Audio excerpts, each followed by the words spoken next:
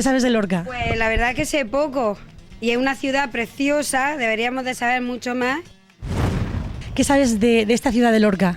Pues lo poco que hemos aprendido del colegio, lo que vamos cogiendo por aquí de la Semana Santa, pero tampoco mucho más de la historia, no mucho. Es nuestra ciudad. ¿Qué es lo que más le gusta de Lorca? Las procesiones número uno. Número uno. Pero hay muchas cosas más. Las procesiones que salen, pues salen caballos, están estupendas. Creo que sería muy bueno ver una película, ver un DVD, algo que informe acerca de la ciudad, porque de verdad que es bellísima. Welcome to Lorca. How long are you going to be here in Lorca? In Lorca just for one day. One day. Do you like Lorca? Very much, yes. Nice city. Do you have any information about the history? Not really, no. Would you like to have any documental or movie which explain about our history? Yes, yes. ¿Le gustaría que se creara, por ejemplo, una película, un documental sobre Lorca? Sí. Estupendamente. Sería estupenda, ¿verdad? Estupendamente. Y sería una forma de mostrar al mundo lo preciosa que es nuestra ciudad, ¿a que sí? Sí, de acuerdo. ¿Qué saben de la historia de Lorca? ¿Saben, por ejemplo, por qué se llama Lorca? ¿Saben cosas así o no? Pues no lo sabemos. No, ¿verdad? Es que no hay mucha información sobre eso, ¿verdad? No hay mucha. Pues, ¿le gustaría que se hiciera alguna película o algo que lo explicara? Hombre, sí, por supuesto. Sería La maravilloso. historia de cada ciudad gusta. Ahora, te digo la verdad, estoy preguntando a dónde voy, pues pregunto lo que quiere decir, porque tantas cosas no las sabía cuando... Pero ¿verdad que merecería la pena que se hiciera algo que explicara un poco más de esta ciudad? ¿Verdad que sí? Sí, que es verdad. Explicar, que no había nadie que te podía explicar. Pero hay que venir y hay que preguntar. Pero si hiciéramos algo que pudiera ir al mundo, por ejemplo, una película, un documental. Eso estaría muy bien. Sería la primera a comprarla.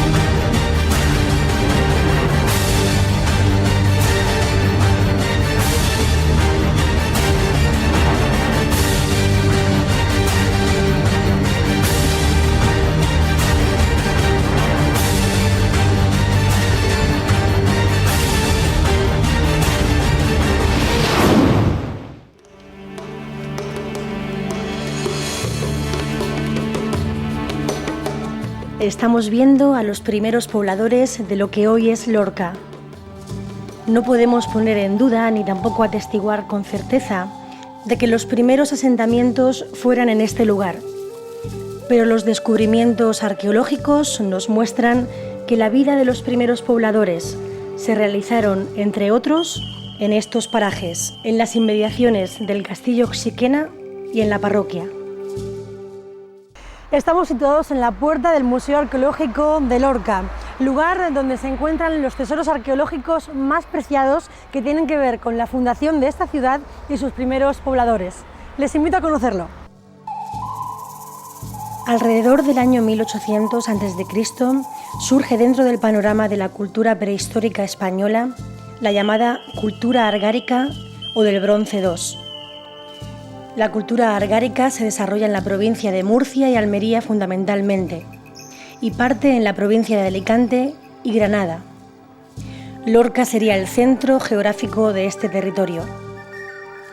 Actualmente encontramos más de 200 yacimientos de esta época en el municipio de Lorca, algunos de ellos excavados y uno musealizado, el Parque Arqueológico de los Cipreses en la Diputación de la Torrecilla.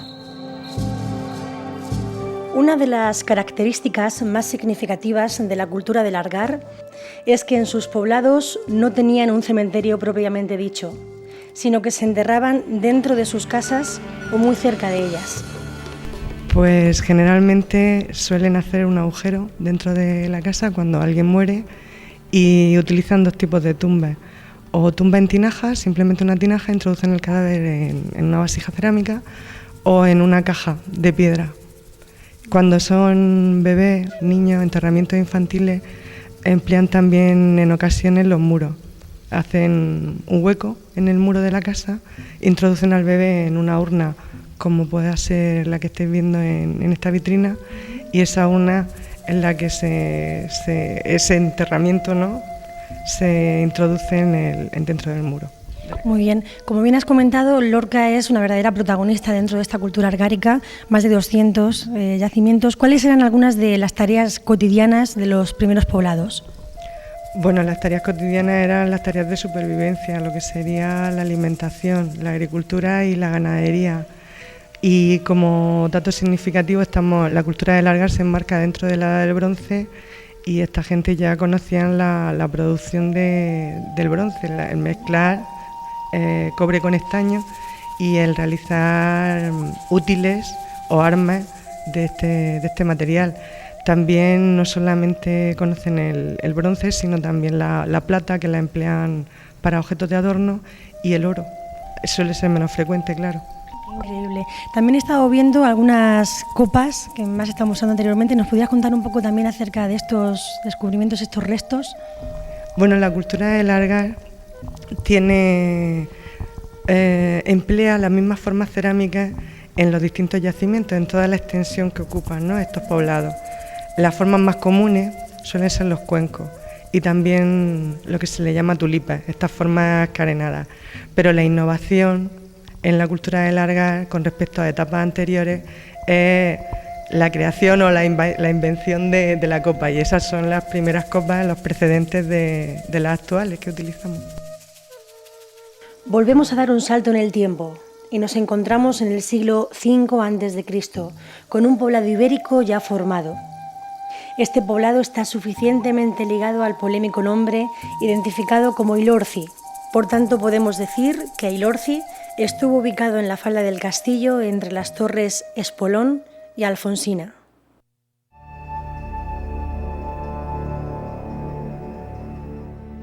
Al igual que otros pueblos, Lorca ha buscado sus orígenes en la etimología de su nombre. Muchos autores han idealizado un origen mítico o de leyenda. En el caso de Lorca, la leyenda nos lleva desde dioses griegos a héroes legendarios de la antigua Troya.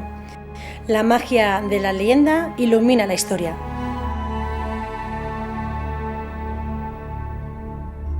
El historiador Méndez Silva, en su Población de España, edición 1674, atribuye la fundación de Lorca a un príncipe troyano llamado Helio y a otro griego llamado Crota, príncipes que la imaginería ha dejado plasmados en la fachada del edificio que alberga los juzgados. Los mitos, la leyenda y la historia a veces van de la mano. Y lo cierto es que de Lucra a Heliocroca, de esta a Ilorci y de Ilorci a la Lurca de los árabes, nos encontramos con una población tan fascinante, tan llena de historia, que nos llena de orgullo ser parte de esta ciudad.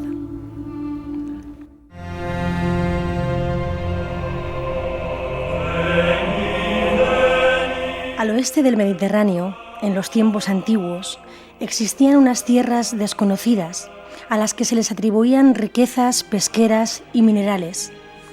Y circulaba la leyenda de que un rey llamado Argantonio gobernaba allí una culta y opulenta sociedad, ubicada en la vertiente mediterránea bajo el nombre de íberos, gente que no aceptaba autoridades superiores más allá de sus fronteras y que se dedicaba al comercio con griegos y fenicios, hasta que Roma se fijó en ellos. Y las legiones romanas desembarcan en lo que hoy es Tarragona, y desde allí, por tierra, conquistan para el imperio las ricas y opulentas tierras de Iberia. Por otro lado, otra potencia en alza, la cartaginesa, también se fijó en la riqueza de estas tierras, y Amílcar Barca junto a su hijo Aníbal decidieron conquistar Iberia y usar esta tierra para posterior ataque a Roma. Aníbal parte de Cartago, llega a Cádiz, marcha por tierra hasta Ilorci, recluta mercenarios ilorcitanos y se dirige hasta Cartagena, donde prepara su ejército para marchar contra Roma. Al principio, tanto romanos como cartagineses llegaron a acuerdos que se rompieron sobre el año 219 a.C., con el asedio a Sagunto, aliada de Roma, por parte de los cartagineses. Lorca, la Ilorci de entonces, formaba parte del dominio cartaginés, y en el año 218 a.C., Roma ve que las tierras del litoral mediterráneo son muy valiosas y decide conquistarlas y adosarla como provincia. Envía a dos de sus generales más encumbrados, los hermanos Publio y Ecneo Cornelio Escision, quienes conquistan gran parte del norte del territorio formado por los íberos, adentrándose hasta la frontera de lo que hoy conocemos como Andalucía. Y es en el año 211, en pleno enfrentamiento por el dominio de Iberia, que ocurre un hecho muy poco conocido por los lorquinos, pero de gran trascendencia por el cambio histórico que siguió pocos años después. Los hermanos Publio y Ecneo Cornelio Escision dividieron sus ejércitos y presentan batalla a los cartagineses. Publio muere en la batalla de Cástulo y su hermano Ceneo perdió la vida en la batalla de Ilorci, donde cartagineses e ilorcitanos destrozaron a las legiones romanas. 6 años después, Roma vence a los cartagineses y comienza la conquista de Hispania, dividiendo la península en dos: la Hispania Citerior, con capital en Tarraco, Tarragona, y la Hispania Ulterior, con capital en Córdoba. Lorca queda encuadrada en la zona Citerior, con capital en Tarraco, el principio del fin para la Ilorci íbera. Nace la nueva Leocroca romana, nuevas costumbres, nuevas leyes, nuevos amos que intentan doblegar a los bravos pobladores de Ilorci. A partir del siglo I y II, el antiguo núcleo ubicado en Lorca, junto a la margen derecha del río Guadalentín, se consolidó de tal manera que fue paso obligado para el ensanchamiento y conquista de otras tierras. La documentación existente para esta época, siglos I y II, y los datos aportados por la arqueología, nos permiten confirmar que la amplia zona comprendida entre lo que es hoy el Puente de la Alberca y la calle Floridablanca fue habitada por una floreciente población ganadera y agrícola. En las excavaciones de la calle Floridablanca, la Alberca, Carril de Caldereros y Eugenio Úbeda se han encontrado suficientes restos que nos permiten relacionar este núcleo de población con la Leocroca que, según escritores de la época, debió localizarse en las inmediaciones de la calzada romana, cuyo trazado, una vez atravesada Lorca, se dirige siguiendo el curso del río Guadalentín hacia el río Corneros, uniendo Lorca con Cartagena por medio de la Vía Augusta. La Vía Augusta es el camino romano más importante que unía a Roma con Tarragona, Cartagena y Cádiz, construido en tiempos del emperador romano Augusto. Como se ve en el mapa, la Vía Augusta corre por la costa mediterránea, se inicia en los Pirineos y llega hasta Javea. En este lugar se bifurca en dos direcciones: la vía de Cartagonova, Cartagena dirección Lorca, y desde Lorca se divide un enlace dirección Guadix, y el otro que continúa por el litoral a Almería, Málaga, San Roque y Cádiz. La otra dirección, a partir de Javea, atraviesa el valle del Guadalquivir, pasando por Córdoba hasta Sevilla. Se desprende por el trazado de la Vía Augusta que Lorca estaba dentro de las ciudades importantes que el Imperio Romano tenía por su situación geográfica, comercial, agrícola, ganadera y de dominio estratégico en defender la frontera. En las márgenes de las vías terrestres romanas se situaba cada cierta distancia una columna miliaria de piedra, también llamada miliario, que solía llevar una inscripción con el nombre del emperador y la distancia que la separaba de otro miliario o de un núcleo de población. En el término municipal de Lorca han aparecido 4 columnas miliarias en distintos puntos de la Vía Augusta: en el Hinojar, Baldazos, Lorca y la parroquia. La más conocida es la que se encuentra en una de las esquinas de esta plaza, la plaza de San Vicente, una columna miliaria realizada en el año 7 a.C. para indicar la distancia entre este miliario y una mansión situada entre Cartagena y Lorca. Como ustedes podrán ver, la columna tiene una inscripción que dice lo siguiente: el emperador César Augusto, hijo del divino, cónsul por 12ª vez, tribuno de la plebe por 18ª vez, pontífice máximo, miles de pasos. Que dicen 28, se están refiriendo a 28.000 pasos. Un dato anecdótico a destacar es la estatua que se encuentra arriba de esta columna, una estatua que representa al llamado santo Vicente Ferrer. La leyenda le atribuye a Vicente Ferrer la autoría de la famosa frase y también desacertada de Lorca ni el polvo. Y los vecinos, un poco en venganza a este desprecio que tuvo este hombre a la muy leal y noble ciudad de Lorca, decidieron poner la estatua de Vicente Ferrer aquí, en la calle más polvorienta y paso obligado de caballos y carruajes, para que literalmente Vicente Ferrer mordiera el polvo de la tierra que había despreciado. Nos encontramos en un importantísimo centro arqueológico de la época romana, la Quintilla. Las excavaciones que se han hecho en este lugar han permitido documentar una importante villa, ornamentada en su parte residencial con mosaicos, pinturas y esculturas siguiendo las modas importadas de Roma. Esta importante villa disponía de una zona de servicios, baños, habitaciones, silos de grano, prensas y balsas para la extracción del aceite, y toda una serie de estructuras que permitieron la exportación de los recursos agropecuarios. En el transcurso de la romanización de Leocroca y por la importancia de la zona, surgieron a lo largo de la Vía Augusta una serie de villas que enriquecieron la comarca. La aparición de una extensa necrópolis romana con importantes hallazgos como lápidas y cerámicas, entre otros, en las afueras de Lorca, y su supuesta localización en las márgenes de la Vía Augusta llevaron a denominar como cementerio de Heliocroca a la necrópolis de una villa rural, situada en las inmediaciones de la ciudad y en el paraje conocido como la Casa de las Ventanas. Con la caída del Imperio Romano y el posterior avance de los pueblos godos, visigodos y otros, Lorca no quedó al margen del interés de conquista de estos pueblos, y nos vemos en los siglos V y VI con nuevos inquilinos en el Cerro del Castillo, y con un hecho que hizo que cambiara la historia de Heliocroca de una manera tan drástica que sería el inicio de una nueva era. Todo comenzó con Teodomiro, el último rey de Hispania. Este pueblo tiene una larga historia. Ya existía cuando arribaron por estos lares los comerciantes de Tiro y Sidón. Este pueblo ha luchado contra cartagineses, griegos y romanos. ¿Y ahora? Tus súbditos son hispanos y visigodos. Son fieles hasta la muerte. Necesitan un líder a su medida. ¿Yo soy ese hombre? La nobleza les viene dada por la herencia de la sangre. Descienden del más alto linaje troyano. ¿Acaso sabes de qué te hablo? Aunque parezca extraño, conozco a Homero, he leído los clásicos griegos y poseo conocimientos sobre otras artes y letras. Cuenta el poeta Virgilio, en su obra La Eneida, que un rey troyano, Eneas, huyendo del desastre de su patria, embarcó con 4 naves cargadas de tesoros y de un nutrido grupo de principales, y arribaron a las costas de la península itálica. Se creyó salvado, pero fue traicionado, y después de una noche de sangre, solo unos pocos consiguieron salvar sus vidas y escapar, entre ellos los príncipes Helio y Crota, que volvieron al mar.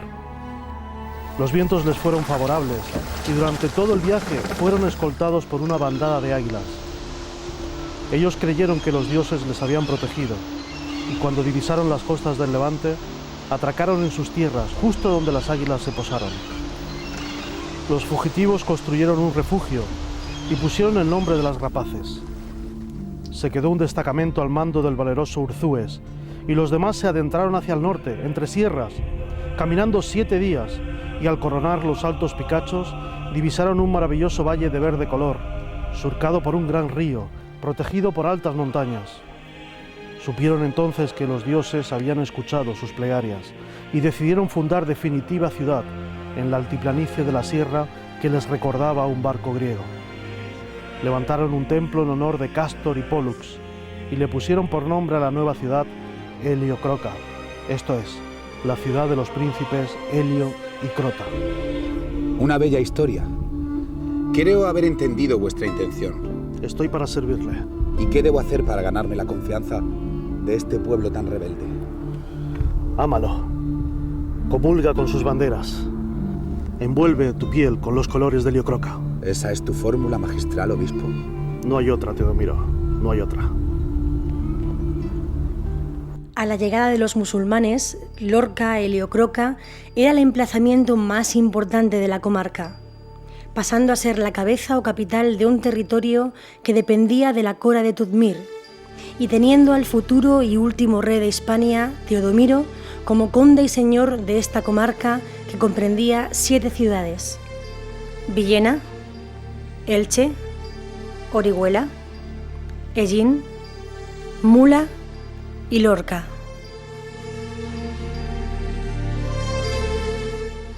Años de paz y prosperidad para el pequeño reino de Tudmir, pero la historia, unas veces caprichosa y otras inexorable, estaba alargando su sombra en forma de media luna, avanzando hasta vislumbrar la fértil vega del Guadalentín, la Lucra llamada por unos, la Ilorci o Heliocroca llamada por otros, la que muy pronto recibiría un nuevo nombre, cambiando durante siglos no solamente su fisonomía, sino también sus costumbres, sus creencias y su forma de vivir.